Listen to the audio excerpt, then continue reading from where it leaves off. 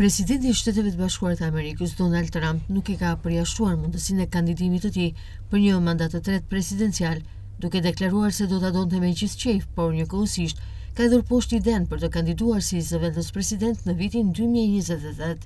Duke folur me gazetarët në bordin e Air Force One gjatë udhëtimit nga Malajzia në Japoni, Trump e përshkroi idenë e kandidimit si zëvendës president një mënyrë e përfolur për të anashkaluar kufizimin kushtetues si shumë të lezetshme, por jo të drejtë. Mendoj se njerëzve nuk do të pëlqente kjo, është shumë e lezetshme, nuk do të ishte e drejtë, tha Trump. Ai shtoi se nuk e ka menduar seriozisht mundësinë e një kandidimi të tretë, por theksoi se ka shifra më të mira në sondazhe që ka patur ndonjëherë. Sipas amendamentit të 22 të Kushtetutës së Shteteve të Bashkuara të Amerikës, një president nuk mund të zgjidhet më shumë se 2 herë.